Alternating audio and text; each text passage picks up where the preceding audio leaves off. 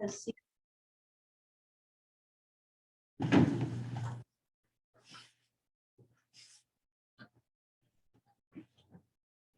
Belle, are you behind the scenes?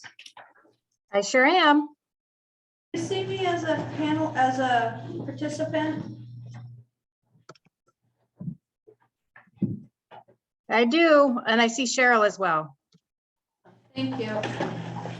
That doesn't- I just need to unlock the doors before they close, because that would be one really bad.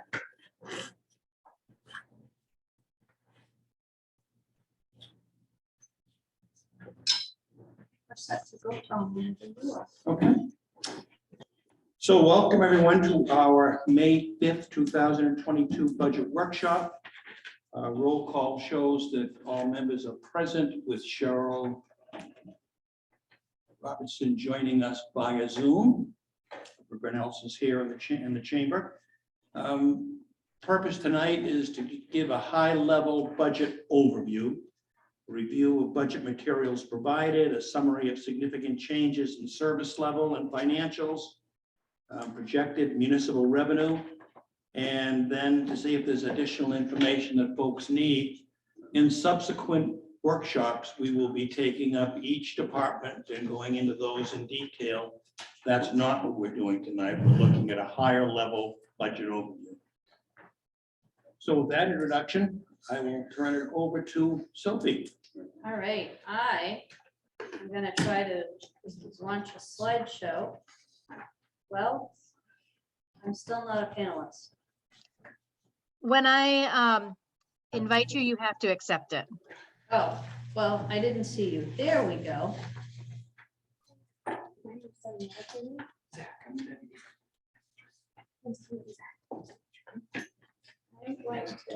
This is a test for me, Zach, right? Is that this page is a test for me? yes. Yeah.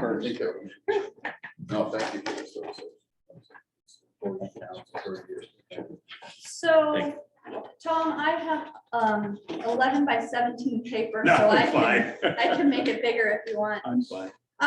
Before we begin, I just want to start by saying there is, at just about every workshop, I will hand out an updated summary page.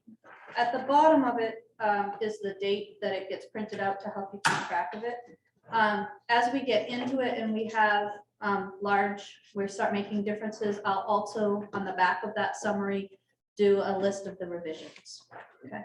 So this is a little bit different and may even differ a little bit from the numbers that you have in your budget summary letter, but not significantly. We just had a small change in revenue sharing and the county tax that kind of changed some things for us. All right. So the goal here today is to give you a high level overview.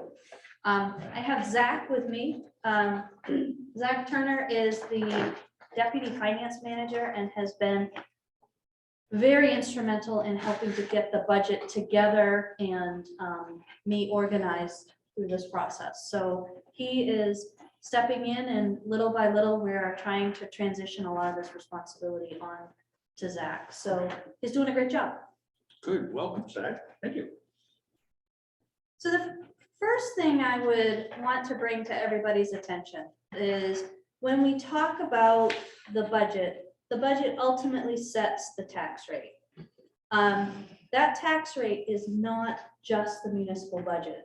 So I always like to start with the graph that shows that the town makes up approximately 41% of the municipal budget, which means that is the amount that you guys have control over.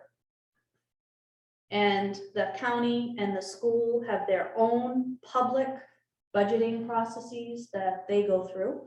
And the public has the ability to engage with them through their process. The county tax has been formalized, and we do have the assessment. I received that this week. And the school budget is still in process. It ultimately will go to a public referendum in June. I do best if you stop me along the way, so feel free. Did county come in where you thought it was, or better or worse? Or? The change was actually a little bit less than I thought it would be. Change. So we had projected a $49,000 change. It's a $40,000 change. To our benefit? Yep. You projected 49, it was 40. Yep. All right. Oh, I was going to just say that the school figure you're using is the figure that's been approved by the RSU board at this point. so Nancy reached out to Lynn last week. This is the number that Lynn gave to me. I have not followed that process closely, so I'm not sure if they where they are in their process. I know that it is much smaller. It is a much smaller number than the number I had originally had. Good. So before we talk about the, let me move so counselors can see this lovely graph. There we go.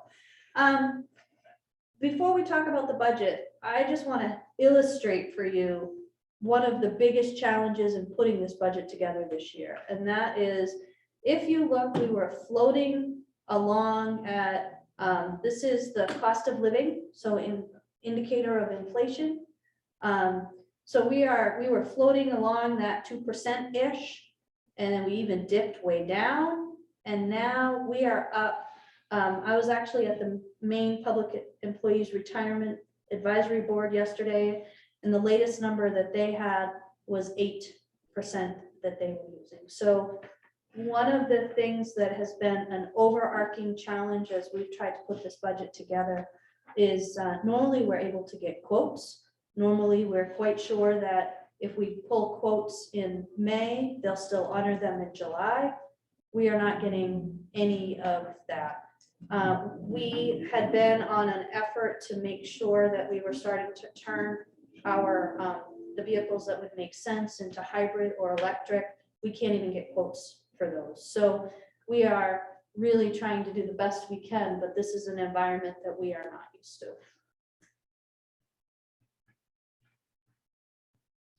So when we start with a budget, everybody wants to start with expenses. I've been trained to start with revenues because you can't spend what you don't have. So we're going to start with revenues today.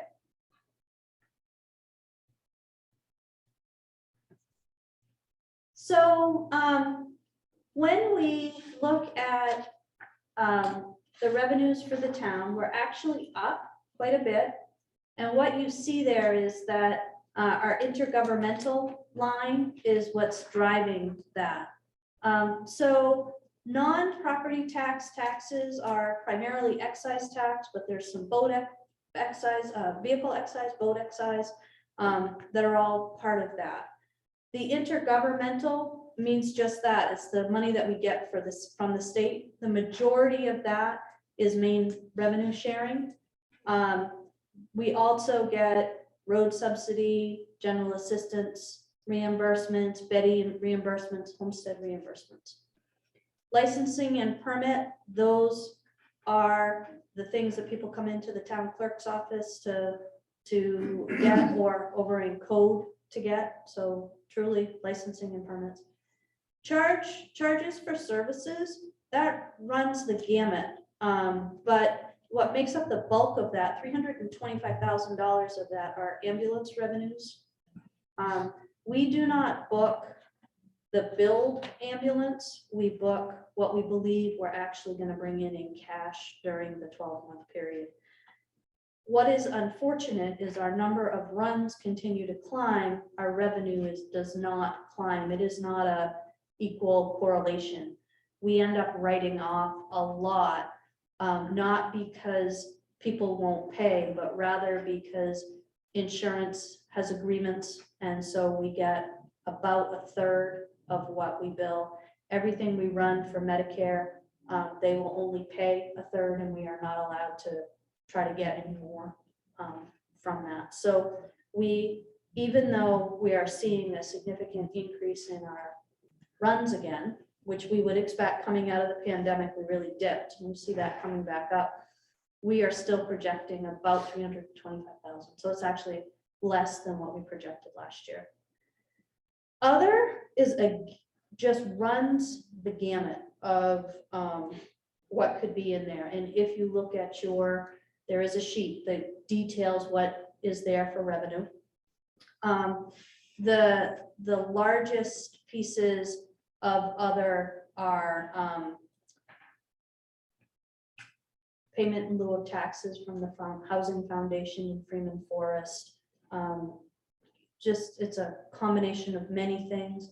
It includes our earnings on investments and earnings on our bank accounts, which there was a time we were budgeting $125,000 for returns.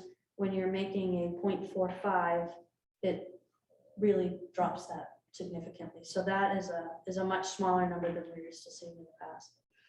Use of fund balance is in this number, it is our unassigned fund balance and our tax increment finance development fund revenue that we use to fund our economic development budget. Capital revenues, as you go through your capital plan, which is your last tab in your book, everything that is not general fund taxes as income is listed as a capital revenue. So we separate them because in our books, they go in a little bit differently in our actual books. Questions about revenue? I'm gonna talk a little bit about revenue sharing, if that. What makes the capital revenue, where does that come from? The additional 158 coming from? So we brought in capital revenue this year. A lot of it is grants from Maine Department of Transportation for infrastructure projects. We have some reserve use that would, so not property tax, but where it's a use of funding. Yep. There is, we don't have any tax increment financing dollars this year. So if you use reserve funds, that's not in the use of fund balances above? Not for capital, Okay. not for capital, just because of the way we put, they're in one budget book, but they're actually two separate budgets that you adopt. What happens to potential monies like ARPA money that's sort of floating out there that we haven't applied for? You wait just one second, I have a All right. slide all about that. How's that? Fantastic. I will say, I appreciate your narrative because as I'm reading through it, I'm thinking, what is intergovernmental? And then I write that question down and I kept reading like you told me to do. Thank you. Oh, there it is. I just crossed that question out. So this book is as big as that is and as detailed as it is based on questions that I get during the budget process. So municipal revenue sharing is an agreement. The state of Maine back in the 70s reached an agreement with municipalities where it repealed the inventory tax and substituted it with this idea that we would share a percentage of the receipts that they bring in from sales tax, and there are like 6 different types of taxes. That number was at 5% for a long time of all receipts. And then somebody got the great idea that when the state was in need of money, this was a wonderful pot to raid. And it went down, it started, if you see 2008 is there for a reason. It's there because that's when the housing crunch really hit us, and the state and the municipalities really started to feel the implications of that reduction. And then 2014 is when it just hit a new high of raids. It got down as far as 2%. In 19, 20, 21, and 22, we start to see an increase in the percentage that went into the pot. So last year we were at, we went from 3.75% to 4.5%. This year, we're going from 4.5% to 5%. So this makes us fully funded. These projections are not numbers I come up with out of my head. The state of Maine has a revenue forecasting committee that people much smarter than I am get around the table and decide what revenues they project coming into the state in total. Revenue sharing is part of that. This red bar is where they were expecting a very vibrant state economy and 5%. I don't expect the 5% to change. I don't have a crystal ball as to what's going to happen with the economy. There are a kind of yellow flags out there as cautionary tales that the economy might start to slow down, which means we would not meet that projection. This is not a flat number that we are guaranteed. We share the wealth and we share the pain. Some communities are significantly decreasing their projection. So if the state projects they're going to get $1 million, they're saying they're going to bring in 900,000. When I look at our unassigned fund balance, I had some conversation with the council chair, and we really thought at this point for the proposed budget, it would make sense for us to maintain the practice of projecting all of it unless we felt that we were really in the place where we were at the beginning of the pandemic, which is the only time since I've been here that Orono has under projected. You did that intentionally in 2021. The good news is it looks like we're going to be over budget this year, which is kind of nice in terms of collections in revenue sharing. The economy is moving right along. So excise tax, you will see that we have kind of run this cycle with excise tax, and when the majority of this comes from when people register their motor vehicle. When you register a brand new vehicle, you pay a higher mill rate or tax rate on the retail price of your vehicle.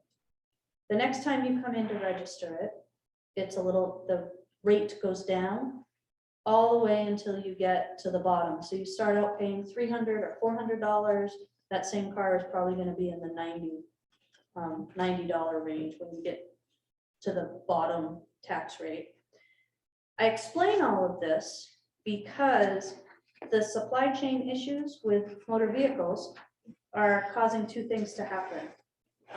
We were seeing lots of leasing, tons of leasing, where people would trade their new lease in and get a brand new car. So we were constantly in that 3 years, get a new car. So our average tax rate was quite high. We're seeing people who are buying the car they had, which now they continue down that path. We see people that we are not seeing people that we're used to seeing on a every so often. You know, this would be a time we'd expect them to come in to register their car because they either don't want to spend money that way or they can't find the car that they want. So this has been a huge discussion in the manager listserv. Many municipalities are reducing their projection by 15 to 20%. I've reduced mine by 7.5%. And I did that for a couple of reasons. I'm not seeing as much of a slowdown as they are describing in their communities. And I also go back to we have unassigned fund balance. Well, I don't want to budget it to go out the door. Will protect us from some under collection next year if we had to. So that's kind of where I split that idea. That's definitely a place that you guys might want to talk about in terms of, you can disagree with my methodology and I can change the number. We've had a lot of conversation about fund balance, and in Orono, fund balance is allocated in 4 ways. You can barely see the blue at the bottom of the bars, but that blue is our non-spendable fund balance for us. That's inventory, that's our gas and diesel depot. The red is our restricted funds. The blip in the restricted funds for 2021 are the proceeds from the infrastructure bond that the council floated in 2020. We have not been able to pay that all out because we can't get contractors. We couldn't get contractors last year here to do the work. Where we are, I would expect that to be much lower when we do the 22 books. For this projection for the 22 estimate, I used the assumption that we would not have any of that bond left. We of course will have some, but it is restricted because it can only be used for infrastructure. Not remind me because I never knew. Yeah. How much was that bond? So we had originally it was a 20-something million bond because we refunded a bunch of money, but the new money, Refinanced. They use the term refunding, but it's really refinanced. Interest rates were good. yes, we brought in 2 million more for public works infrastructure and 225,000 that was going to go for broadband or fiber. Right after we received the money, Otelco approached OTO Fiber with this deal to do the build out for them. They didn't need our $225,000 anymore. When I talked to the attorney, as long as we use that for fiber or infrastructure, we are okay. So it's 2.25 million. Over how much was that? 15 or 20 or what is it? That one was 20. The yellow is assigned, which the town council has control over that. That's your reserve savings for future projects. You see between 20 and 21, that changed significantly.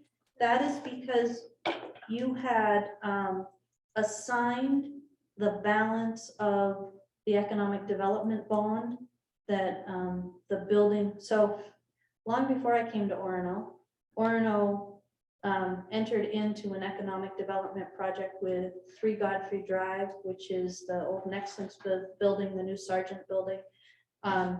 The town sold the building to Orono Economic Development Corporation for like $1 and held the mortgage for the balance of the bond that it had taken out to build the building.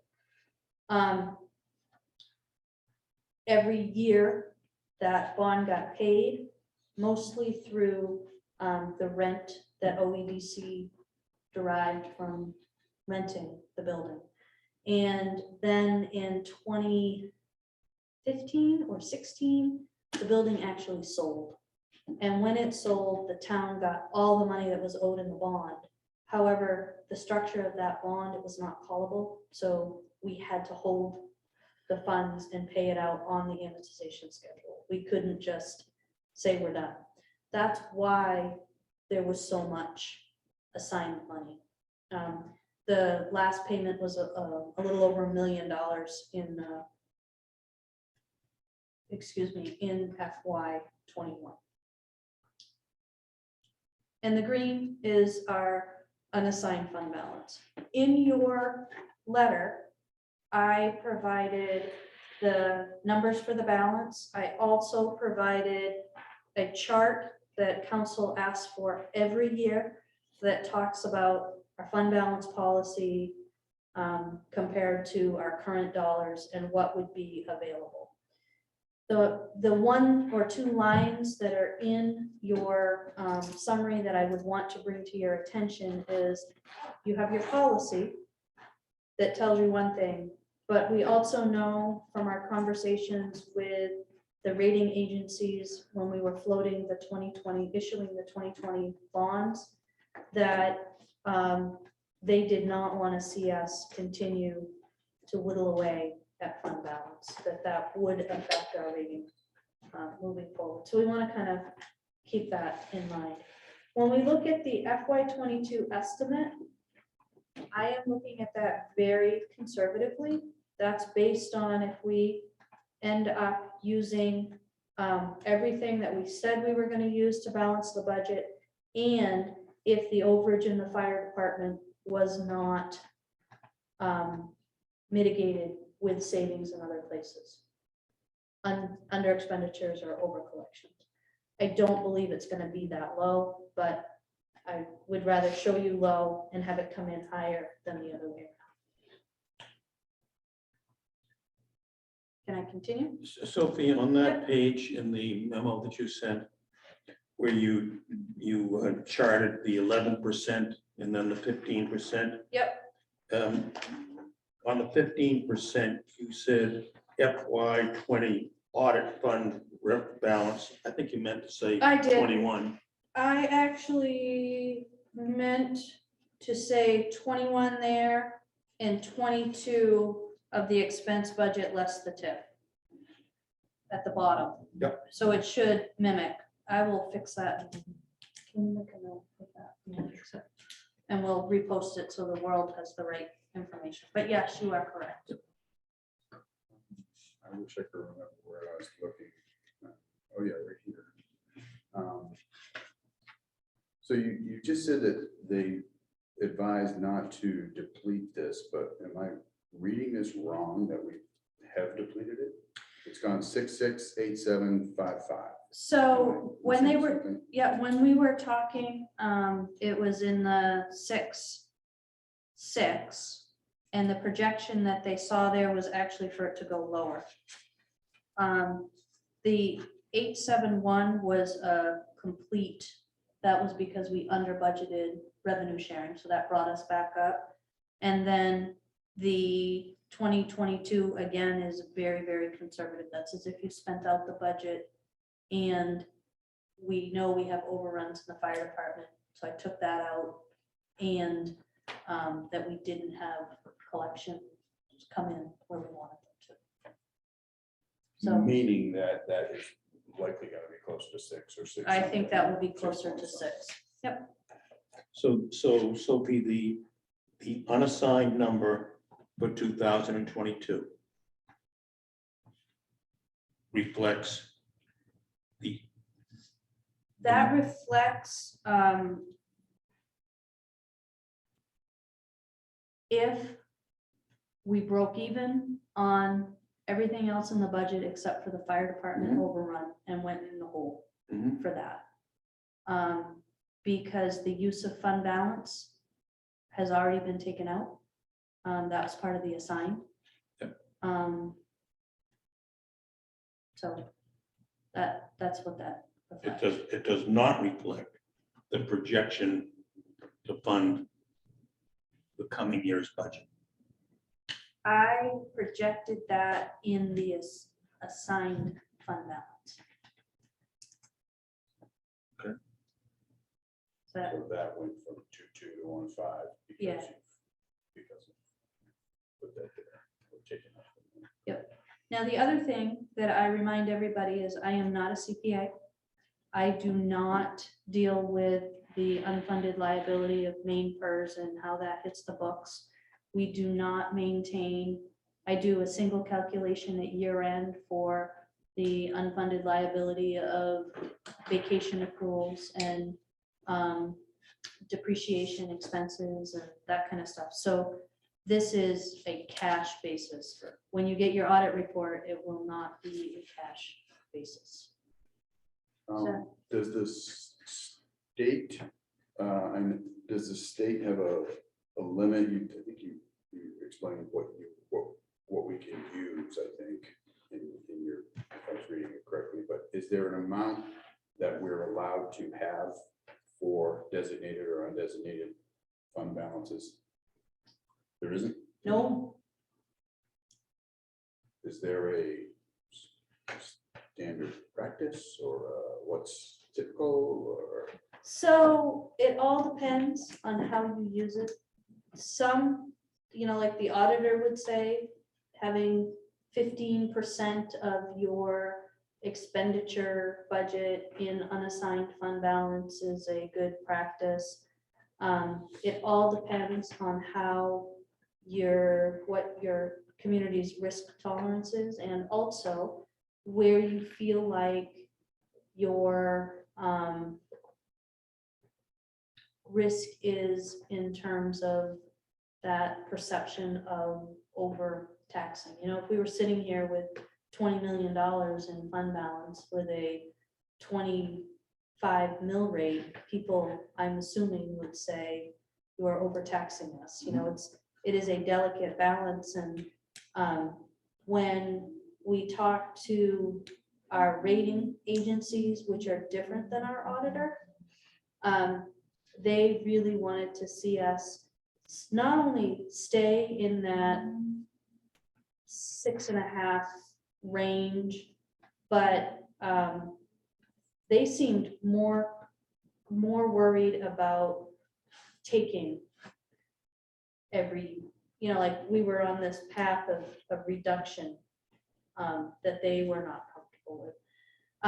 One of the things that you would look at, Leo, too, is, we are fortunate in that our property tax is fairly well distributed. The three outliers would be the big three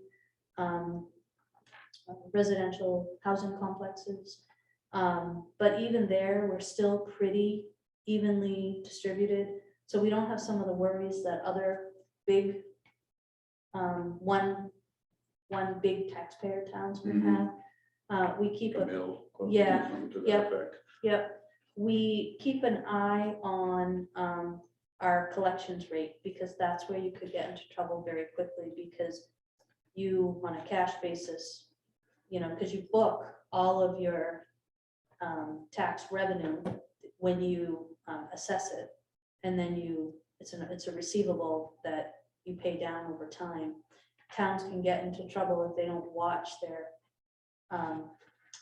their rate of tax payment, their collections rate, because if those drop significantly, now you've got, a big chunk of your community not paying for the services, still cost to put the services on, you end up running them whole. Mhm. When you said 6.5% range. No, 6.5 million. 6.5 million. Oh, I was gonna say, what do you put? No, That's not adding up. no, 6.5 million. But what do you look at percent rate, like percent of what number of our budget do you look at there? Or, how do you, it's arbitrary number, kind of, if our budget's changing, growing, and all that stuff. So it is an arbitrary number. I will tell you that regardless of our collections, regardless of the economy, we have to pay a certain amount of money out the door every year. That even if you don't want to get into the ethics of, we don't want to lay people off, and that's $6 million of payroll expense. There's another $7 million out the door to the school, another $750,000 out the door. So when I see numbers like, I personally see numbers like 5 million, that begins to be a little small. The unassigned fund balance of 3 million makes me feel better than when it was 1.8. But if you ask me, I'll be right up front. If you ask me, I will always tell you that I need a little bit more fund balance. Yeah, sure, keeping the lights on. Or Yeah. I think it's fair to say at this point in time, we are in good shape. Yeah. Fund balance wise, It- better shape than we have been a number of recent years. Yep. And it's, I think the other piece that is good is we put in plans like to address infrastructure on an annual basis. So we're we are not at as much risk for major infrastructure failure that we would have to dip in to fund balance to fund. But if you, But there is no, like, maybe municipals suggest you have X% of your budget. funded. no, and if you talk to auditors, they'll all suggest different numbers. Sweet. Yeah. So it's really what feels good to council. So the one thing that's not in your packet, because I did not address it in the budget, but we need to address it in the budget process, is the American Rescue Plan Act funds, state local fiscal recovery funds. So the town was allocated $1.14 million in ARPA funds. It has gone through several iterations of rulemaking. We actually received, so I have sitting in the bank, $570,935.08, which should look exactly like half of our allocation. We are due to get the other half of our allocation next September. And This September? and we have until 2024 to expend the funds. So the final rule came out and was implemented for April 24, 2022. The first compliance report was due April 30, 2022. One of the rule changes that happened when the rule first came out, there were like 4 or 5 buckets of things you could use the money for. On the municipal side, given the services that we provide and the things that we do, we were really focused more in public health and continuity of governmental services and sewer, storm sewer meaning sanitary or storm sewer upgrades. Could also use it for broadband. Because of the work that OTO Fiber had done, we were not really looking at more broadband expansion. So it sounds like 1.1 million is a lot of money. I have spent it in my head probably 6 different ways. With the final rule, they had, in the interim rule, they had allowed for a revenue loss calculation. So you looked at the money that you brought in just prior to the pandemic, and then you looked at a period of time within the pandemic. You did some math and it determined how much you could take as a revenue loss that could be used for governmental services. So as I was doing my compliance reporting and reviewing the rules, I saw and then called Maine Municipal to confirm, just because it seemed too good to be true, that they created a standard $10 million revenue loss allowance. So you could take up to $10 million for revenue loss. I have, through the grant, because the rules change, just because it's the final rule, I don't know if it will be the final rule, but if you do something when one rule is happening, you get to live by that rule. So in my compliance reporting, I obligated, in terms of grant reporting, 1.14 million as revenue loss. We can go back and use it for other things. I can obligate it to, we could change if there was some other bucket that you wanted to use. But that particular bucket gives you the most flexibility. So thus far, we've obligated $167,983.16. That was for the premium pay stipends for our emergency response people during the pandemic. It was for the Lucas chest compression devices that are now in the ambulances, and the upgrade to council chambers to be able to better facilitate hybrid meetings for that continuity of government, should we end up back in another isolation period. So that leaves us $973,886.66. Sophie, can I ask a question? You can ask anything you want. I can maybe even make it look like I can see you here. Okay. There. It just simply, I don't know, I haven't heard. Have you heard if they're going to change any of the rules again for the ARPA funding? Or are they done and set and this is what you can spend your money on? Or do you, I mean, I haven't heard, I don't know if you have in your circles. People continue to press about some of the items. I think that's where that standard allowance came in, because municipalities were saying, you have so much, you've given me so much money and there's nothing I can spend it on. But what I do know is if we obligate money under a provision and they change that provision, we can continue to use it for the obligated purpose. So, Do we also have the flexibility to take advantage of rule changes that are advantageous? so So we kind of have the best of both worlds. in Yeah, The way that. which is why I wanted to take it all in the most advantageous way right now. Talking with Neil Goldberg from MMA, I quizzed him on that, because what I didn't want to have happen is if you later want to do a sanitary project and it's not allowed. But my understanding is that it will open up the breadth.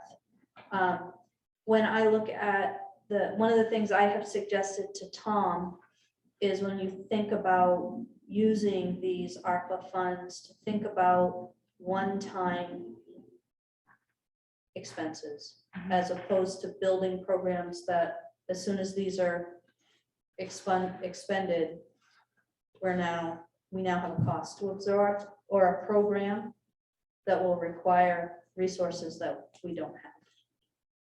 So that's kind of my thought with that. So you may be going further with this.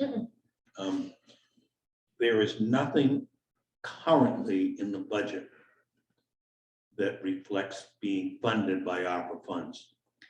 However, as we go through the budget, we may find some one-time expenses that we may want to consider using ARPA funds for, which would decrease the requirement for other funds. And so I'm understanding what you were saying about the revenue loss calculation.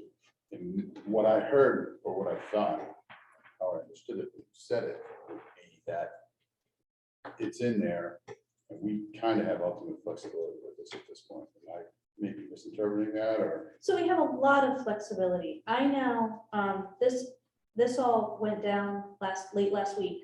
So I need to go through the what government services would kind of qualify. I have an idea. And my thought is, as we go through the budget, we can highlight what might qualify or might not. Okay, so not, I was thinking if it's just loss of revenue, There are still some things you can't use. there are, okay. And so does this sit in any of those funds right now, or no? Is this just completely off? That's completely off the map. This is in our special revenue fund, Which is not. And Sophie, this money needs to be allocated by 2024. To be expended by 2024. Okay. So one thing that we can't do is just throw it in the bank and say, there, we've got it. I have to show that we have projects that are expending these. I don't think we'll have any trouble finding Yeah, I think projects. we've got one. Rob Yerxa says he. He can't have it all. Great. Thank you, Sophie. Is that helpful? Okay. So questions about revenue or where we are with revenue? I want to move on then to. Very Expensive. happy that the state has seen fit to fund revenue sharing at the level that we had hoped they would get to again, 5%. I was gonna say, I don't know what Megan is gonna be able to say in her parting budget comment, because it's usually that. I still have some things. Um, Good. Now I can retire that one for the time being. This is a fairly, I think we talked about this at a previous meeting. Excuse my ignorance about it. So you mentioned that some of the payments in lieu of taxes that we Yep. also receive. You mentioned the Housing Foundation, the Freeman Forest Foundation. The University of Maine, how often is that negotiated ever? Like how much they're, I mean, I'm sure that's a big issue of contention for everybody. So, but- so first and foremost, the University of Maine gives us $655,431. And I know that not because I memorize every line in the budget, but because it's been that way for 9 years. I had conversations with the town council 2 years ago. One of the things that we are interested, or were at that point interested in trying to do, was to find parity between taxpayers or consumers of service. There were a couple of different ways that you could go about having these conversations with the university. I talked at length with the council chair this winter, spring, some earlier, when it was still cold, and I think you were in warmer climes. Could be. But I have actually started through my staff channels. I've broached this subject with the university, and my goal in this kind of twofold. We're working on a couple of different avenues. But one of the things I said is, I don't think it's about swinging for the hill and getting, I don't think the town is interested in a one-time huge. I think we would be more interested in actually having an agreement. And, because that gets a little tricky, and having it have a smaller escalator in it. But it's really interesting when you get people that are doing lots of work on campus to kind of come to the table. We've had some creative things that could really save the town: capital expenditures and share service, build that town-gown relationship. I mean, do a number of things that might not show up as $655,431. But I've made it really clear that we can't go back on that. The reduction in that is a reduction in the services that they so enjoy. They've been great partners at the table. The hope is that staff would be able to negotiate a draft something or other to bring back to you, as opposed to trying to have negotiations in public forums.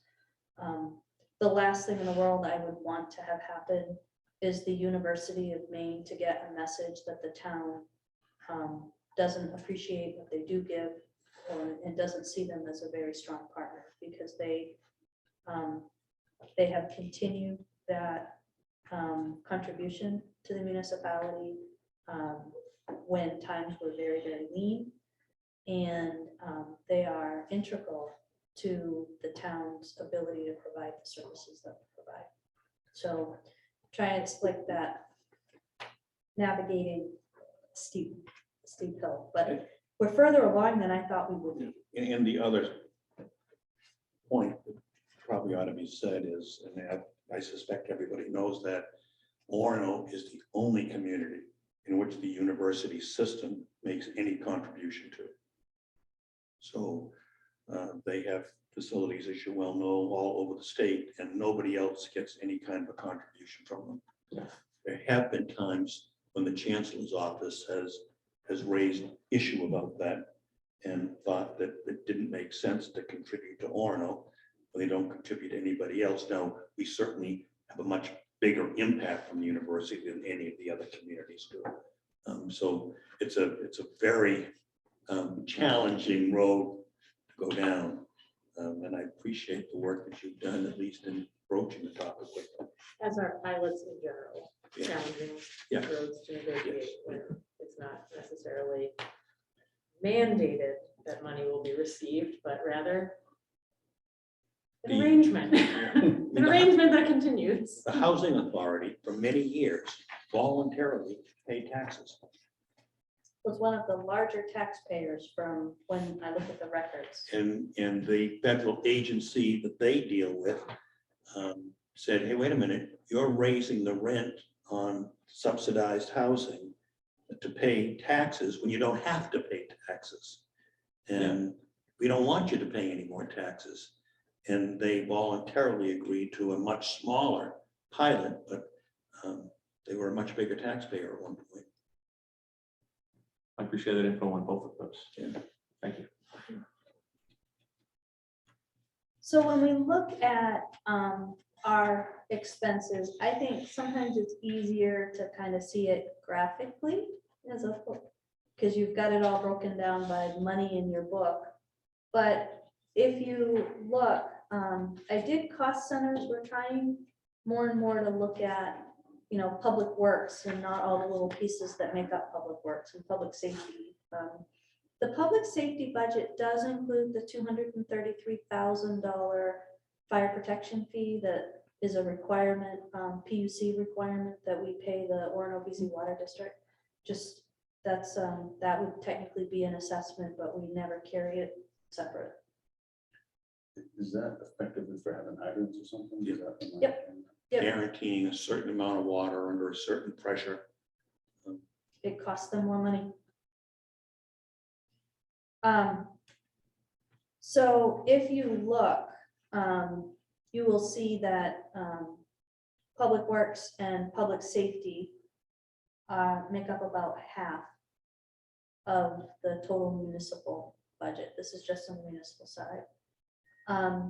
General government, public services, that would be Parks and Rec, the library, and facilities, just because that's how our auditor reports it. Community development, assessing, planning, code enforcement, and economic development. General government, everything else. So all of the business that you see in town hall, insurances, audits, council, and then debt at about 6.5%. Then if you want to look at it with all of the expenditures, so these are the budget with all the expenditures. So the RSU assessment, Penobscot County tax, and then all of the pieces, so you can see how that flows together. So this is not going to look like 40%, 60%, because Penobscot County and RSU 26 are net assessments. They're just bills given to us in this graphic. And all of the other expenses are not net of our revenues. So this is just looking at what we think we would have to cut for checks out the door with this current budget. And then you see as a total of the, like for the total budget, you look at public safety and public works, and it's a little bit smaller. But you look at, our capital infrastructure, that is a lot smaller. I would want those pieces of pie. I'd rather have a bigger piece of pie. Okay. Okay, so I have a slide out of order. So you're gonna forget that you saw those. Where did I put it? There we go. So in your budget summary letter, it talks about specifics around these significant increases. One of the comments I made in the letter is it's when taken in total, the cost of commodities, professional services, supplies, materials, all of that has gone up. Utilities have gone up. You don't see it as one big number anywhere, but you see it throughout the entire budget.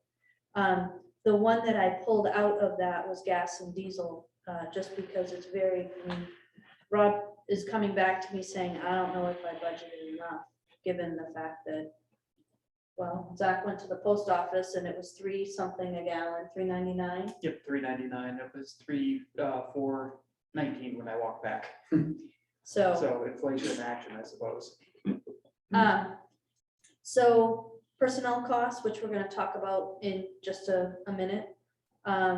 We have some increases in capital investment. I tried to call out in there that if you're looking at expense budget to expense budget, it looks like a large increase on the capital side. When you look at the revenues we have coming in that are non-property tax to offset those capital expenditures, it's actually not, it's a pretty small increase. Throughout the budget, I talked in a couple of places about fire protection fees. I've had conversation with the Orono VZ Water District Superintendent. They are not in a position to name a fee increase at this point. They have preliminary numbers, but it has not gone through the trustees and it has not gone through the Public Utilities Commission, which it would have to do both before they go into effect. Boyd was really not sure when the increase would happen. They're not like us where they have to decide something like that for July 1. That could be anytime. So in this, based on my conversations with Boyd, I projected a 20% increase, which is what their preliminary numbers were coming in at. And I projected it as of July 1, simply because when you look at that number, $36,000 increase, that would be very hard for us to just absorb in this budget. If, where that's a fee, that can't be treated different than like a rate increase, like that. I assume is what they're doing with the water, that their rate, their increase is tied to a rate increase. Or It's a something. rate, yeah. But I guess I was looking at that like that's maybe not necessarily a rate because they're not using Oh, no. water. Or it's No, that's a fee. rate. It's a rate. It's established at 30% of their operating costs. And it's part of the Public Utilities Commission's rate case. So it's like when it goes through, we get it. Oh, I mean, which is weird because it's, everything else is usage, right? yeah, this is not usage. This is for That's why. the I'm saying. pipe that's bigger and But flows. which at a is certain- already in place and all that. That's why I'm saying when So, it seems like there'd be a disconnect between this fee versus a rate payment. no, and I can offline from my superintendent days, I would be happy to go through the math of why, the curve of why that number is what it is. Not necessary. Okay. Happy to. Haven't talked water in a long time. Then the community connector, we contract with the city of Bangor for the regional transit. As part of that, they go by revenue generating miles, and each community is assigned so many revenue generating miles. And the assessment is your percentage of the revenue generated miles times the total cost of running the service. The increase this year for us was pretty staggering, $29,000. That number is for the regional transit system. In the economic development budget, you would see the Black Bear Orono Express, which actually is not as big of an increase. Pretty much tracks where it's been. The good news too is that staff from the university, the town, and the two large housing complexes that pay a little bit to us for that service, have an advisory group that they can make adjustments to service. So what you saw like during the pandemic, that group came together and said the bus is running around with nobody on it, let's cut way back. And then it was just stop it. So we have some control if pricing goes way up with the with Black Bear Express, we can adjust services to accommodate that. We can't do that with the community connector. Our 7.3 or 37% is what it is. Recycling, Oh, wait, can I ask a Oh. question with that? sure. Are we still in, are you and Rob still in contact or having the conversation with the public transportation agencies in that, the grand restructuring of service levels and stops and traffic flow patterns? As that continues to evolve and our routes change, would those changes be reflected in this part of the budget? Yes, Okay, but that's not immediate, that's, that is not immediate. yeah, okay. And as much as I'd love to take credit for that, it's Bell and Rob, and they just tell me what they learned and they say yay or nay. The recycling program. The increase in the recycling program does not reflect a huge increase in the actual tipping fee or change in service. Rather, Rob Yerxa and I have been exceedingly optimistic about the coastal resources plant coming back online and us being able to go back to a contract of $35 a ton instead of $125 to $140 a ton to tip recycling. This year, we know that even under the best of circumstances, it would be probably April before we were able to go back for guaranteed recycling. When we look at that, we're not appropriately budgeting for that line. So we've changed it to reflect the $125 a ton tip fee that we're paying right now. You had talked maybe a couple of weeks ago or something, because we had a little conversation about this that was not super clear. But there was something to the effect that there's some kind of consortium that was covering it because of this debacle that is what it is. I did not use the word debacle. No, yeah, you didn't use All right. that. Well, that's my word. But there was some sort of, we're being kept whole from some organization. Yeah, Is that going away? Is that why you're now looking at 125? no, that organization does not manage recycling. It manages trash. We were able to bring, as part of its contract to dispose of trash, it had a cap on the recycling at that plant of half of the tip fee. So if we were paying $70 a ton in tip fee on the floor for MSW, we would get charged $35 a ton for recycling. When the plant closed, so we had a separate contract outside of our arrangement with MRC, which is our trash contract. When the plant closed, they couldn't honor, the plant was closed and didn't honor the recycling contract anymore.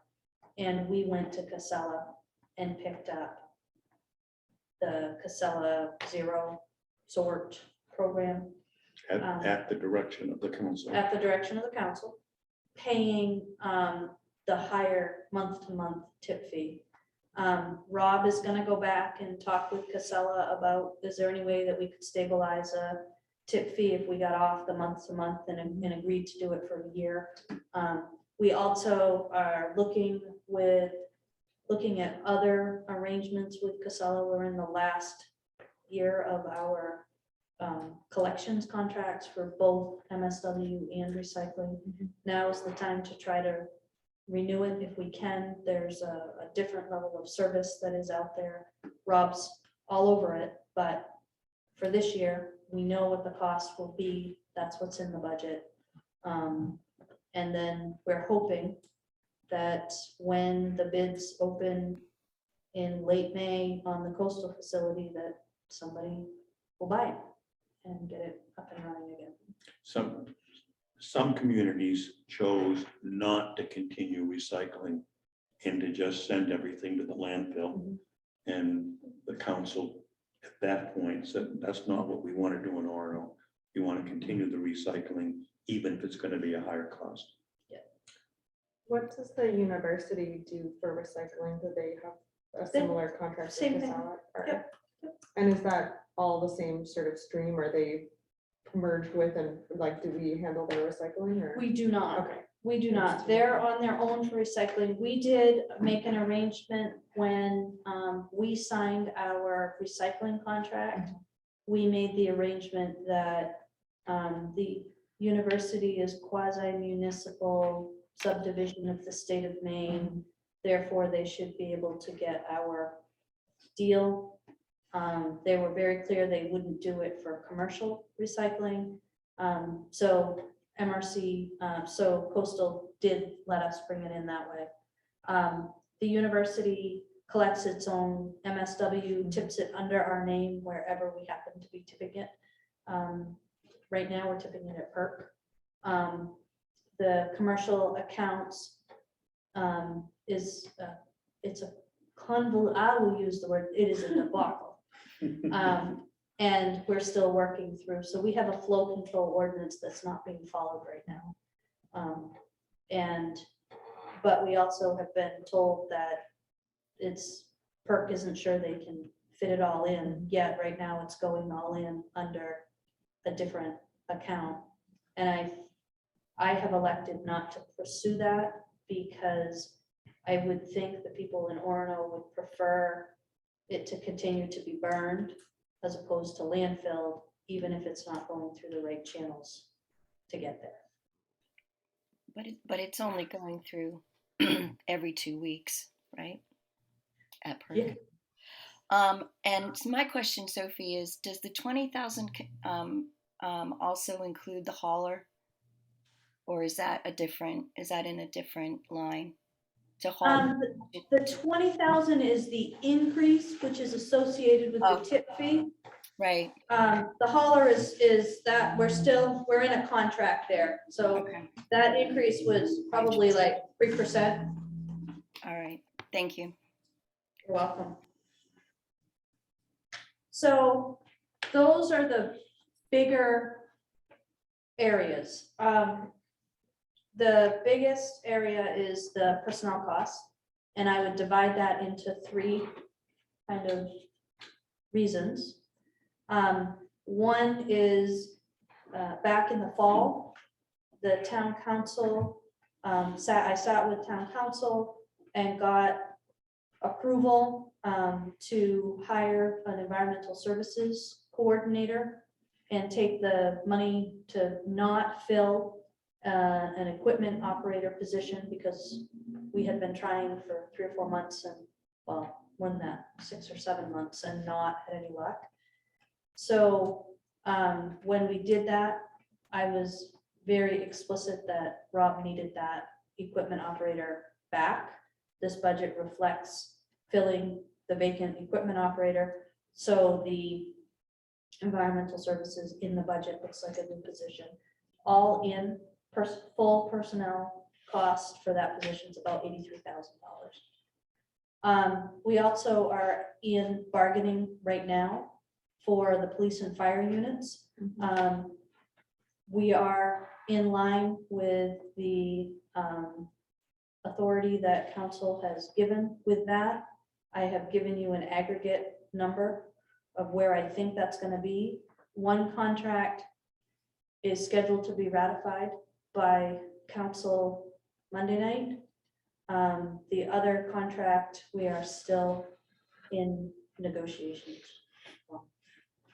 Quick question on this first one. So the 83,000 is that's a net new showing up in this budget because it was taken from somewhere else at the last budget. Yep. Spent, it's gonna be spent on somebody else. We spent it on that. It remains for the person that we hired back there, and it's a net. Yep. Can I maybe ask, I guess, I don't know if it's be a question to you or to council, but what drove that decision to add position? Want you to take it? We came to the town council because we were experiencing some real issues with some of our environmental compliance efforts. This was initially envisioned as primarily MS4 related. We also have, we wanted somebody that could support the Environment Committee. And climate change efforts were starting out, and we knew that we wanted this person, we wanted somebody who could take on some of that climate action planning. That position, I think Cheryl was a very strong proponent of the position, works in Rob's shop, and a lot of the things that that position is responsible for now are things that were parsed out in little pieces among many different department heads and were falling through the crack. I think what caused the biggest rush in the middle of the year with that was twofold. One, we had the vacancy, and two, we were working on year 9 of a 5-year MS4 permit, and the new permit requirements were coming out finally, and they would have absolutely swamped our existing staff. We did the MS4 prior. Me, Many different people. Kyle, Bell, Rob, Chris Prue, the code enforcement officer. Bell, am I missing anybody? Nope, that's pretty much it. So it was a little tiny piece of a lot of people's agenda. When, Can I add too, Sophie, that so far our environmental specialist has brought in $50,000 in grant writing expertise, which has been saving the town money. And also something that's really important is the regional climate action plan, which we had, which needed to be put together, which is put together now with Orono and Bangor and other Hassan and the University of Maine. And because of that, we line ourselves up. We are aligned with state and federal funding to begin some programming and some funding to reduce our carbon footprint.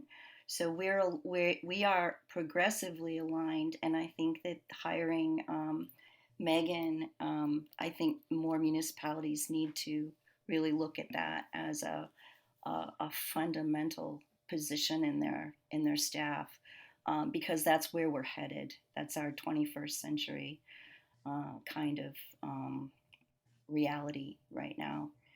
So I think yes, it's a budget increase, but it's also a savings down the road. So that's I feel like that's valid and justified to really put some progressive action toward climate change and what's happening, and major climate events that we're experiencing in Orono right now. So Megan's been a boon. Megan's been a real advantage to Orono. So I think we're in a good place. That's my 2 cents. Thanks, Cheryl. So this is kind of the list of the major decreases.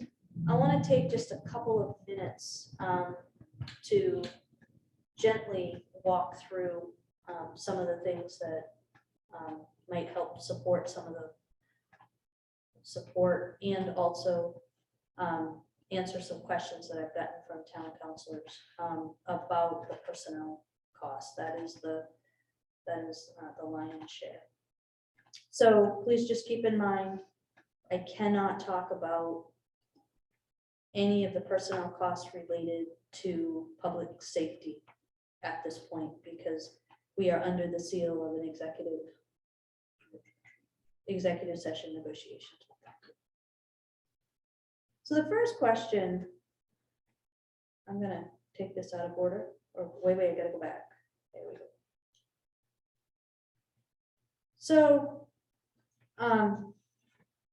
in November, well, all fall, I talked sporadically with council about my concerns related to wages, public safety wages, and wages in general. We were seeing a couple of things. First, minimum wage came up. So as if you're indexing kind of, you work at McDonald's, it's this much. If you work here, when I had firefighters, that the hourly wage I had to increase off by side letter because it would have been under minimum wage. We kind of knew we had a wage problem. We went through, Zach did an incredible job looking at multiple communities, many communities. We used the MMA, Maine Municipal Association wage study book, or it's not really a book anymore, it's a interactive website, to be able to look at our comparable communities. We looked at the regional, our regional competitors. So many of our competitors for like Public Works, for example, aren't necessarily other public works departments. They are private sector. And it used to be that private sector and public sector, especially with regard to the equipment operator, construction type folks, was, you could say, well, municipalities give benefits and they don't. Municipalities, you're guaranteed a paycheck 52 weeks a year. Here, you're not. When the labor shortage started, that changed overnight. People were giving benefits. People were, guaranteeing year-round work, which now made it very hard. We were having a lot of trouble recruiting entry-level public works people here.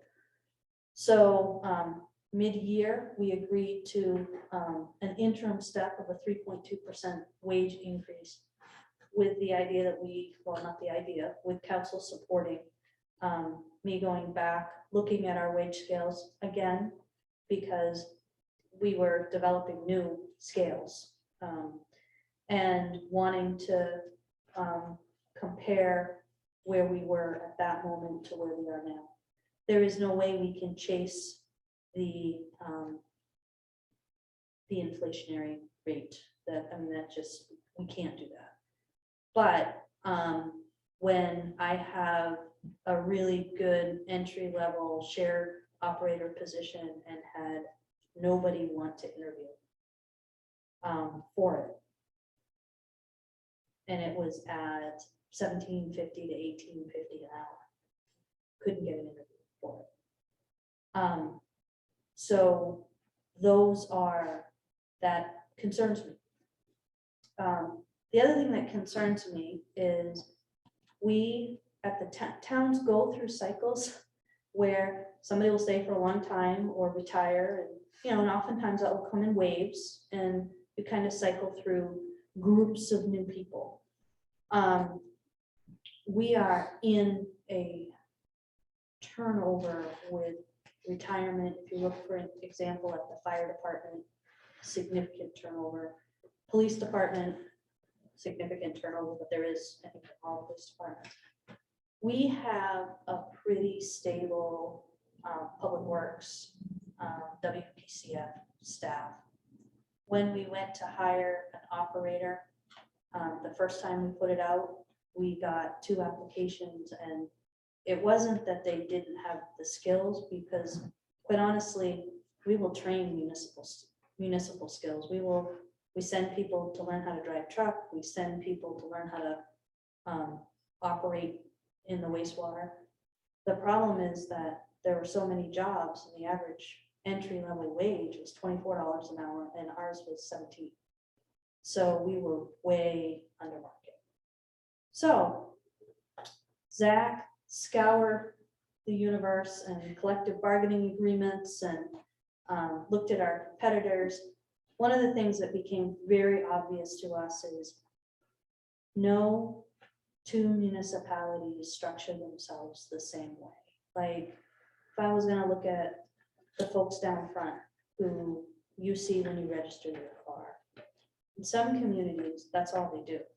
They register your car, they take your, your information, money, excise tax. And they might do sewer too. But they're most definitely, it's more unusual in larger communities to see them take the money over the counter, be doing elections, be doing vital records. The lien process, they manage the lien process for us. They manage the, they manage it all down front. That is unusual. And so when I look at Bucksport, had an entry-level person at 19 an hour. And when we looked at what the comparison was, we were expecting them to do a little bit more here than they would be expected to do. So looked at the scales, it looked like a really big jump. I said, let me come back to this. We participated in a very large regional meaning Maine, review that the city of Waterville paid a consultant to do this wage analysis. The deal was, if Zach did a bunch of work and gave them information, we would get the results of that for free. We would get the results of the analysis. So we did that. And it cemented our view that the wage scales we were suggesting are not top of market. They are mid-market wage scales. So we're talking about non-union folks. We find that we are most off in the very low end and the very high end of the scale. We looked at that. I used the exact same scales that, maybe I tweaked them a little tiny bit, but not much, that council saw before. Went through on an individual basis and said, not everybody's going to start at the bottom of the scale. How do we kind of correlate?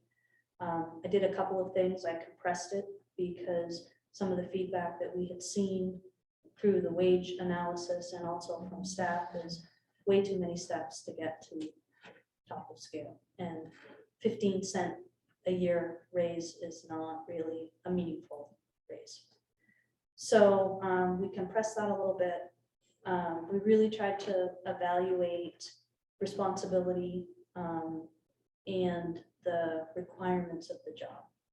So we wanted it to kind of be not just based on the title of the job, but kind of what it is.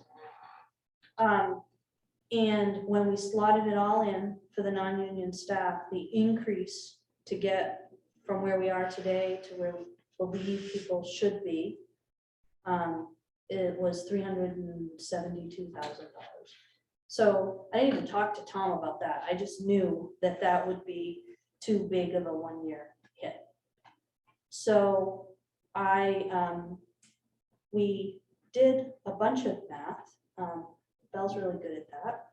And she helped create a tool where we looked at kind of the tranches, like we have a break here of kind of earnings and where percentages kind of raises fell in that. So I really wanted to pay the most attention to the lower end of the pay scale. And what we looked at were people who made less than $70,000, breaking their raise into, or that increases to the new step in 2 years, half this year, half next year. And for people who were 70,000 or more, breaking that into 3 buckets. This is not the day that we're going to deal with pay scales, but I wanted to talk to you just a little bit about kind of the methodology behind that.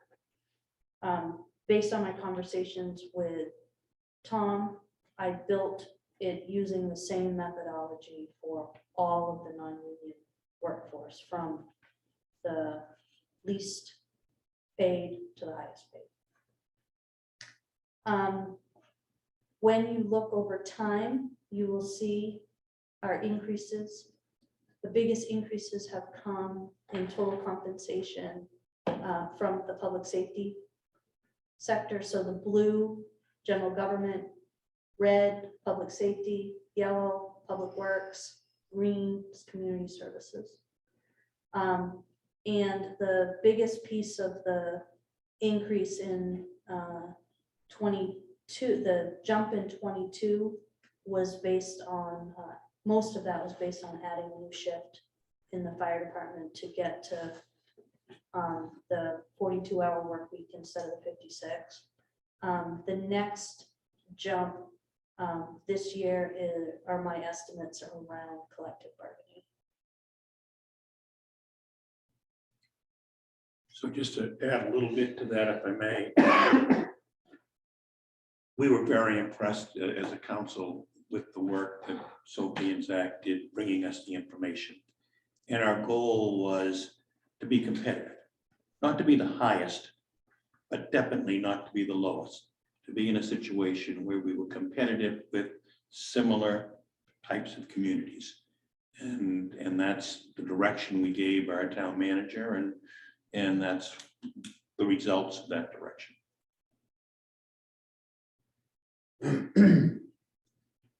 When you said 372,000, can you, how many employees, this is non-union employees, you said, right?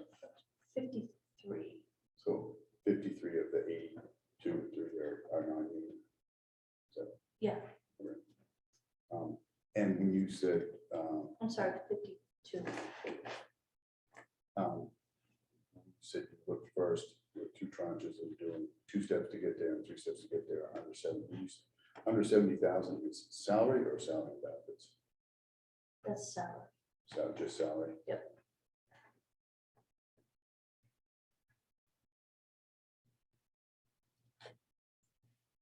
And the new scale, how many steps did you have?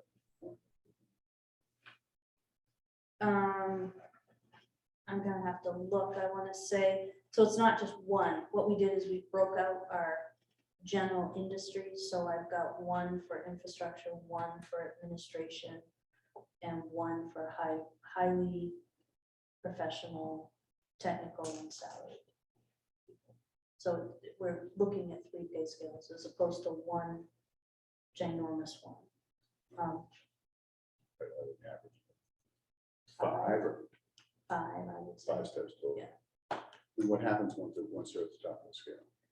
If we COLA, they get a COLA. If we don't COLA, they don't. And there have been years when both have happened in recent history.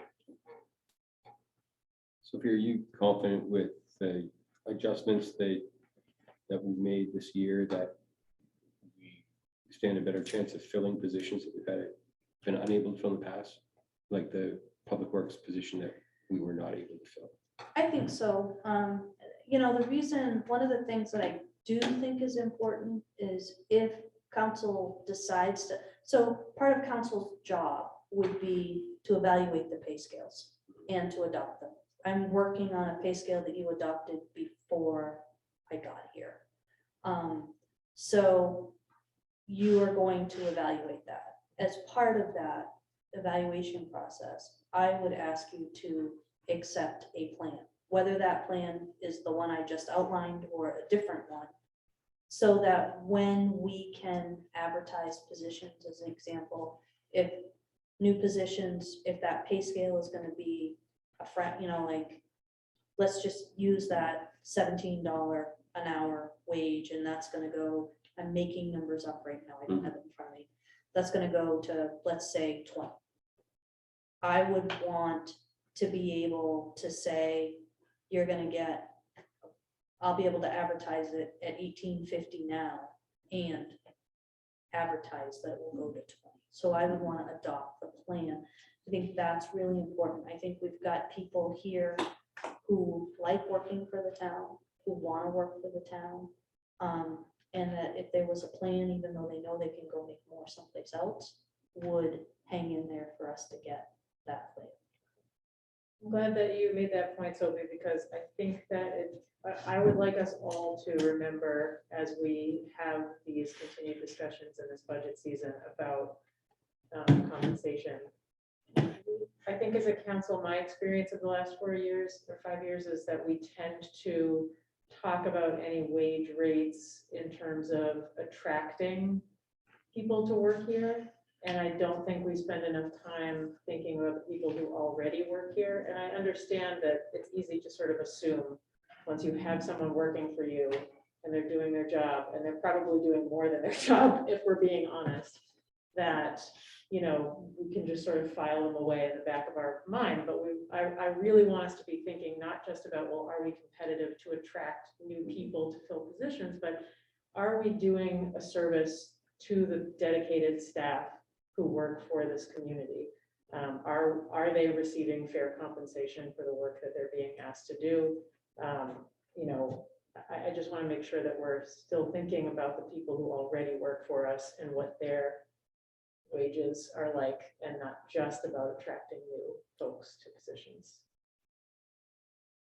There was an interesting article in the Bangor Daily News today. I don't know whether you saw it, on municipal employment. I think it was a front page article, I believe. And it focused on the town of Blue Hill unable to find anybody to apply for their town manager position. But then it expanded to talk about how difficult it is to fill municipal positions pretty much across the board. I mean, we see the help wanted sign every place we go today, and municipal positions are a big part of that. I was going to say, to your point of seeing them ever, I do think that that is the standard operating procedure for almost all industries right now. Yeah. So I appreciate that. I think you said you're kind of focused on, and I recall this at the school level as well, the entry level position, and saying kind of not the opposite, but let's not forget about the existing too, which I think is a valid point. But it is across the board, and you can look everywhere. So whether it's the, you know, whether we crank that up and that works, I think that's TBD kind of, you know.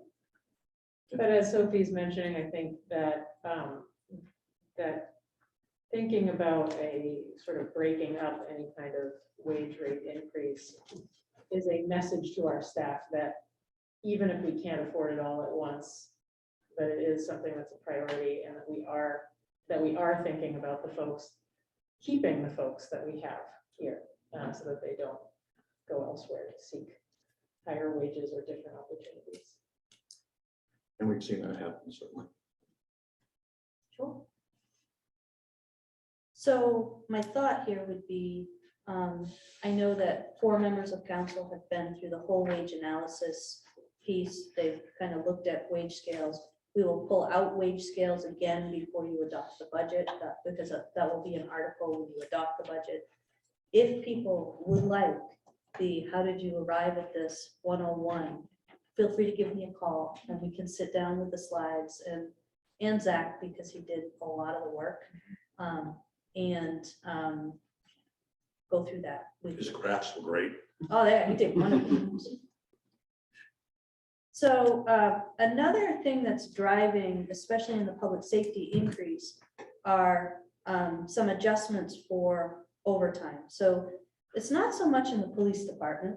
The police department actually can mitigate its overtime by simply dropping somebody out of the shift, reorganizing the shifts. They've got a little bit more flexibility there. The place that we see it the most is in the fire department. And the last 2 years, we have significantly gone over budget filling overtime shifts. So the way it works right now, because of our staffing level, anytime somebody is out, we are filling 24 hours at overtime.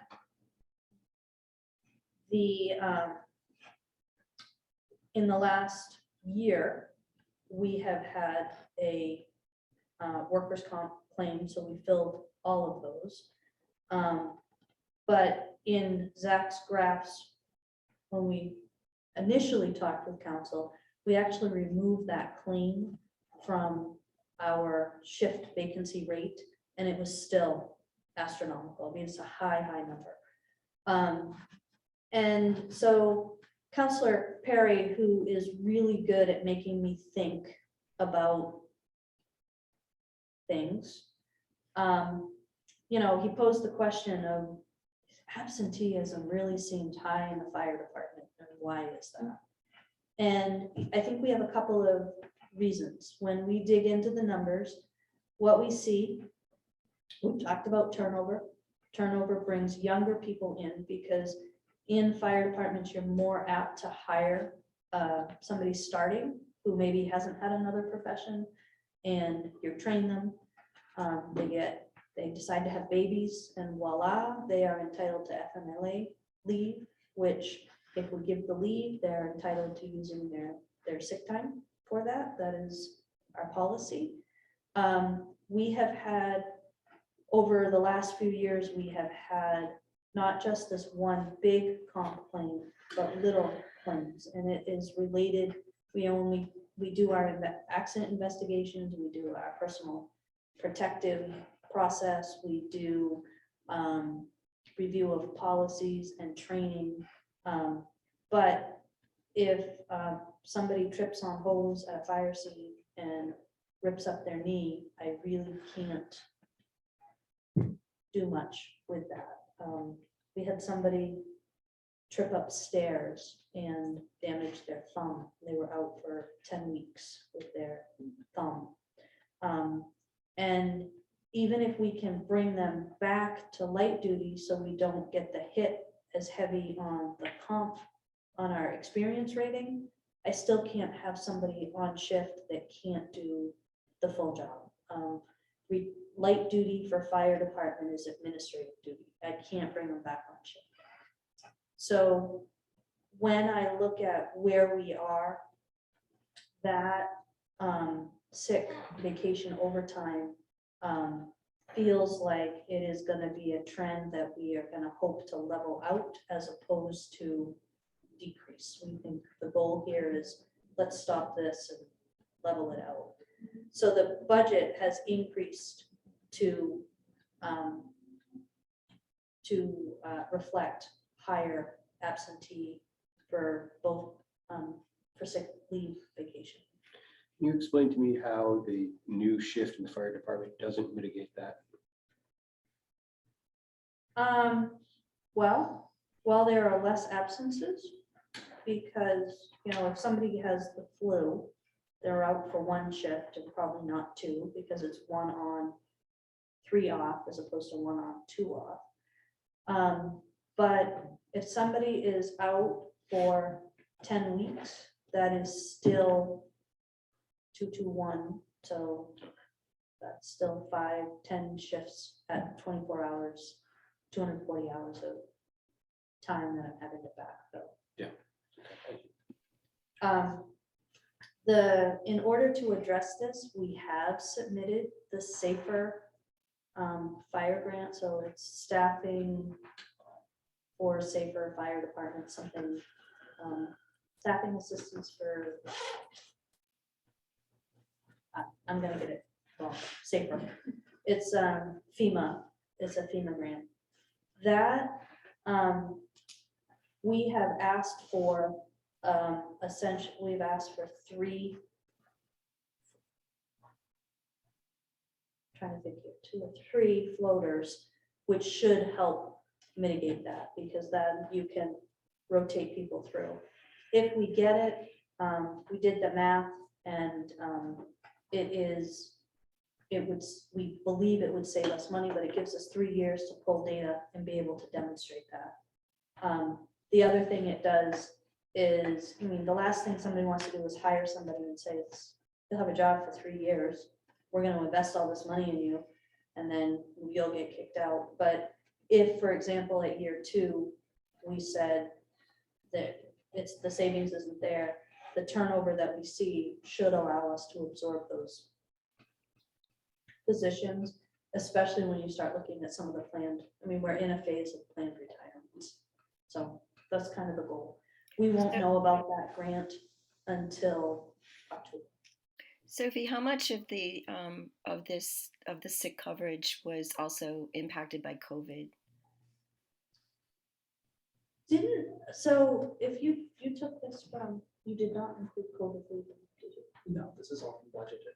Yeah, so Okay. So because this is public safety, all of the COVID leave got, went to a FEMA grant that we received. So we're looking at non-COVID related leave. Okay. So can I ask, you said you went from 56 hours of regular, like, so before this other shift, everyone worked 56 hours a week, is that right? So it's an average of 56 hours a week. So in the fire department, we take advantage of the Fair Labor Standards Act, allows us to put people on rotating schedules. So it was 48, 48, 72. And are they overtime after 40? No, Oh, it's not. overtime after 53 Oh, gotcha. in the fire world. Okay, because I was thinking it must be a savings if, No. because I was thinking over 40, and at 56 down to 40. Okay. And the shift to the fourth shift was a lot about retaining the people that we had, because it was down to Old Town and Orono on the 56-hour work week. Everybody else had gone to the, Camden, Bangor, Other work and week. Brewer were all at 42. I see. And Old Town just made the shift like this January to 42. Which to do that, they had to add up. I don't know how they did it, because they used to have 6 people on a shift, so they could have dropped to 5 and built their shift that way. Okay, so the next thing I want to talk about is this idea. I'm going to go back to this. So this idea about comparable community, because we want to talk about who Orono's comparable community is. And No one. yes. That's So, not just town pride, that's Yeah. actually the truth. so the issue that we have is when you look at population,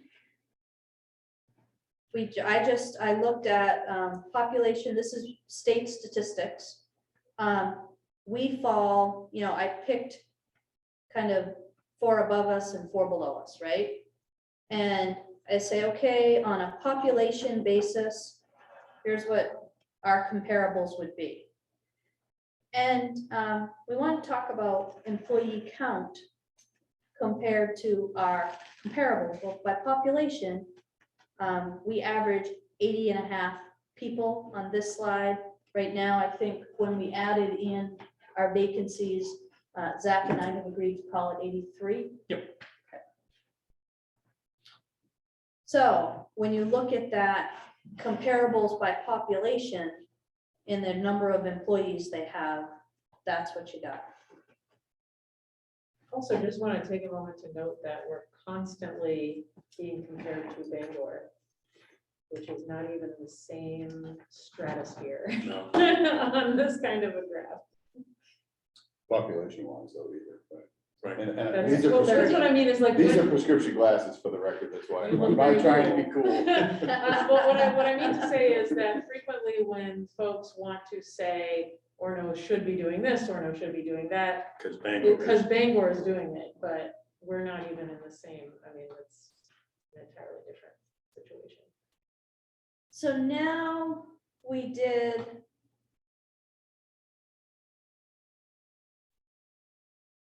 Oh, this is just by total employees that shows kind of the same comparable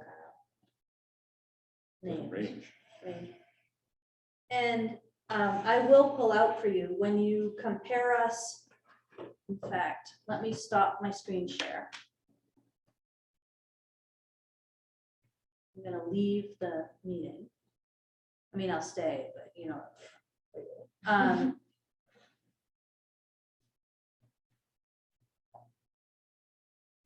so I did my comparable communities, and you've seen by population. When we look at that same comparable by taxable valuation, our 8 comparables would be Rangeley, Waldoboro, Lincolnville, Bethel, Vinyl Haven, Georgetown, Farmington, and Norway. So you said that was by evaluation? That's by taxable valuation. In much smaller population, actually. So, That's hilarious. okay, Like, not in a funny way, though. yeah, no. And then if you look at our comparable by tax commitment, so the number of dollars that we assess for taxes. So these are 2020 tax assessments. I pulled this off the state website, so I wanted to make sure I was comparing apples and apples. Our 4 would be South Berwick, Harpswell, Buxton, Rumford, Winthrop, Ogunquit, Marlborough, and Winslow. What is your, where are you going with this, just out of curiosity, because I'm thinking the valuation are these towns. How, okay, so their valuation is the same as ours, what is their tax revenue? Is it, do they collect as much tax revenue or do they collect less, So, and why do I care? the- So I guess my The next question. state valuation would give you a sense of what their base is from which to collect those taxes. Mhm. Their tax commitment would give you a sense of what they're paying for their services, what they're paying for. Their population would give you a sense of how many people they're providing services for. And where I am going with this is that if you looked at Farmington and you pulled those same numbers, or you looked at Falmouth and you pulled those same numbers, population, assessment, commitment, you're probably going to see the same type of, their same communities would probably show up near them on those lists. Orono is a complete outlier. When you ask me to think about our comparables, it is really hard to do. So we do the best we can, is kind of where that is going. And when we look at, Penobscot County, we've got the second highest population and the 4th. I mean, when you look, you want to compare Brewer to Orono, they've got a taxable valuation of $837 million. Hamden's got a taxable valuation of $800 million.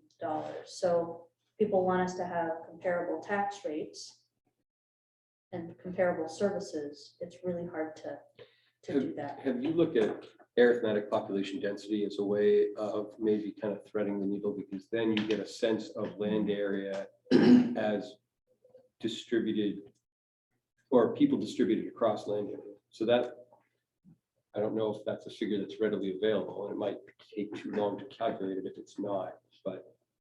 I would be happy to ask Zach to write that down. Aren't you glad you came, Zach?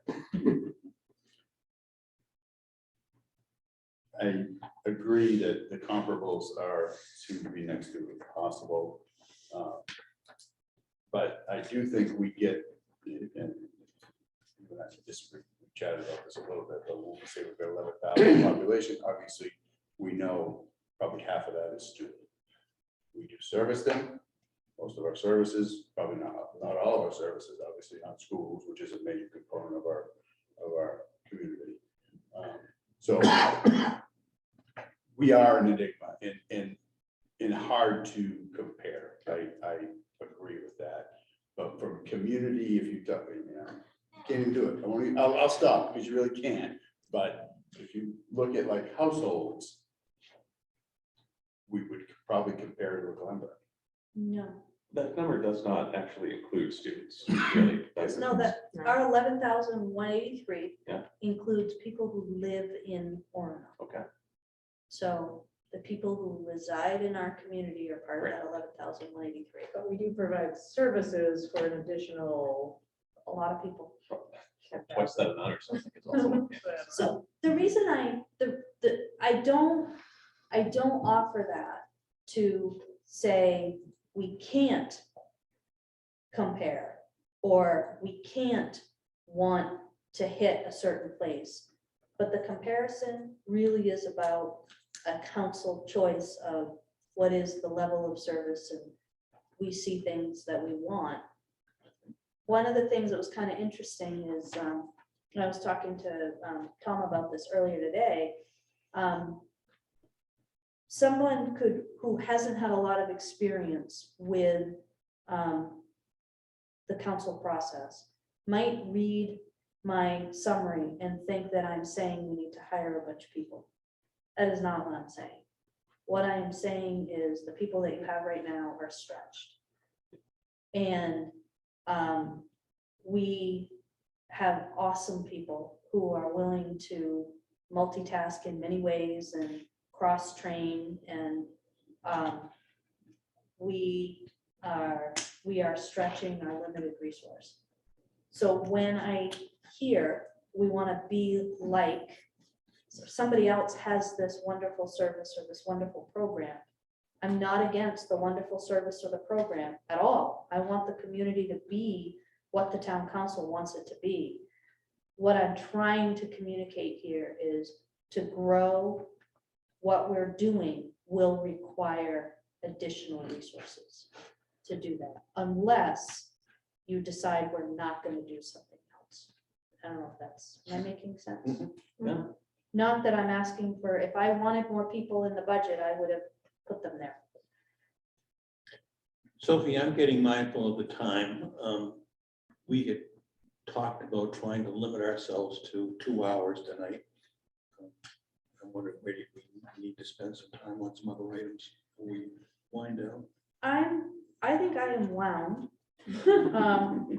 I would say I've talked to several counselors or have information from folks about things that they want to talk about. My plan had been, as part of my mini presentation before each of these sessions, I will take the things that I know and have written down and add them on a sheet so that when you start your discussions, you'll know what other things counselors want to look at. I'm also thinking if there are potential ARPA eligible things, we would come prepared to highlight those for you as well. There is no closure on suggesting items that council wants to talk about. It would be helpful if you could tell me before the meeting, just so I can include it in my slide and we don't forget about it. But if you don't tell me, that doesn't mean you can't talk about it in the meeting. We are next scheduled to come together for a regular town council meeting. I want to just warn people that the agenda for this meeting has some items that, because we have not had a committee, have not gone through a committee process. So I am anticipating that you might have questions, or you might want to talk about it, or you might not be ready to take action. So there are some things, normally I don't do that, but there are a couple of, if Rob can get us a 10% cost on a Park Street overlay, I think we should try to jump on that. And if you don't agree with me, then we can discuss it at the meeting. But then we're going to talk about general government. So that is the, I think, first tab in your binder. The way we have done it in the past, counselors would come to the meeting having absorbed as much of that as they can, highlight what you have questions about. There will likely be things that you have questions about. Do not feel like you have to wait for Monday. If there are things that you're getting stumped on and would help frame what you want to talk about on Monday, shoot me a text, an email, and I'm happy, give me a call. I'm happy to deal with that. And then staff, I will have the relevant department supervisors here I will give a brief presentation, no more than a half an hour on the staff side, which should then leave you a bit of time to be able to talk. When you talk, there will be some things that you will come to instant agreement, gee, that doesn't look right, or I want more information, or I'm not sure we need to do that. The things that are pretty clearly in agreement, I make a note of and make the new budget reflect that so that you can see what that difference is.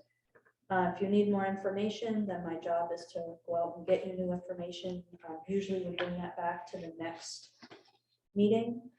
And if we get to the end and we're at the end of time and you don't feel like you've had enough time with this, then if we could frame the exact questions that are still out, then we would start the next meeting with those questions and then move to the next item. We've had really good luck getting through a section a night, just because we have in the past. I don't want to make anybody think I'm pushing you guys through the budget. And also the least efficient way that this could go down is if we go through every session and everyone just goes, okay, and then at the end of the process goes, well, Sophie, I don't like this budget. I want it to be different somehow, and then it's like a scramble. So making sure we have the conversations as they come up is really important. I think so, but I also think the other thing that we can absolutely do are flag the places that if other things happen and you'd be satisfied, you're good with it, but maybe we want to just come back and take on that last workshop, take another look at whatever that item is. And we've done that before too. So Monday is double duty, regular meeting, and then general cover. So I won't be serving dinner because I don't have to impress you anymore. Instead, I will have some snacks there. That's It's all. a general meeting or what? And a budget workshop. So it's a regular meeting.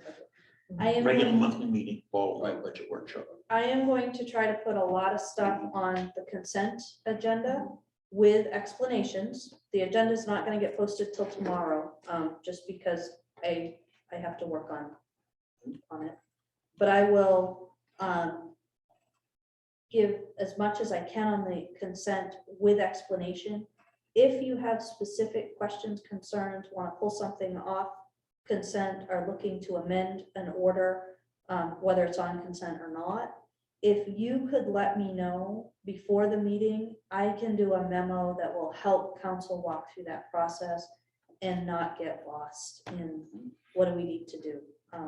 So not asking you to make decisions before the meeting, but if you think you want to pull order off and amend it, just let me know. I have a Oh, go ahead. general question, comment, and maybe I don't know if it's for the council or for you. But just for me, the operating budget increase scares me. It's 900,000. And I think if I look through what you gave us, about 500,000 was the wages and all that stuff. Is that right? So it's about 400. So it's about 500,000 that I'm not sure where it's from.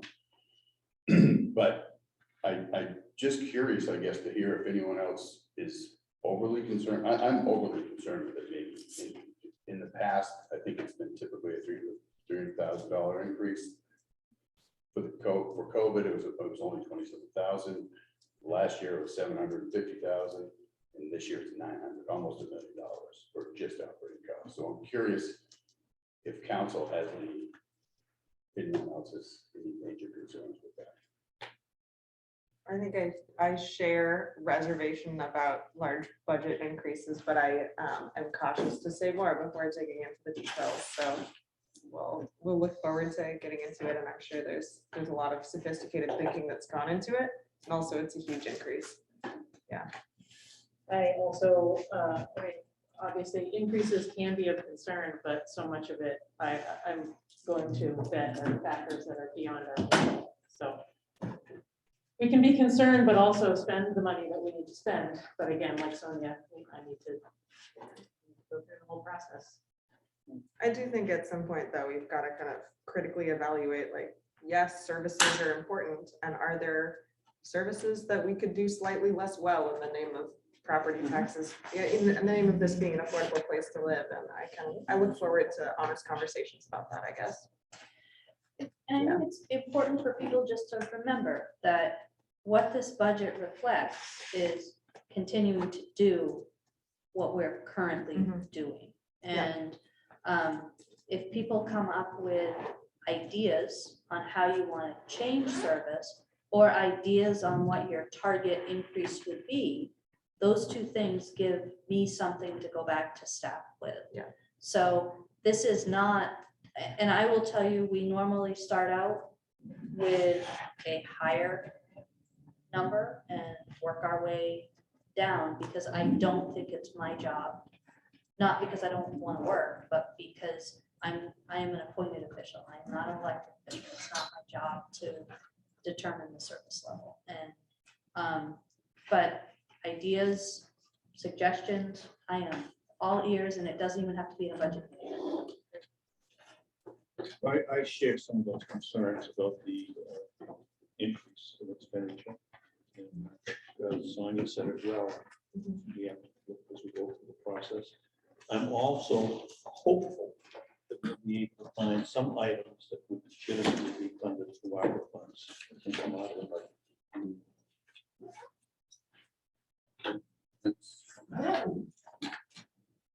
We all set? Then let's declare it adjourned. That was my door. Sure, you go for it. Just a workshop.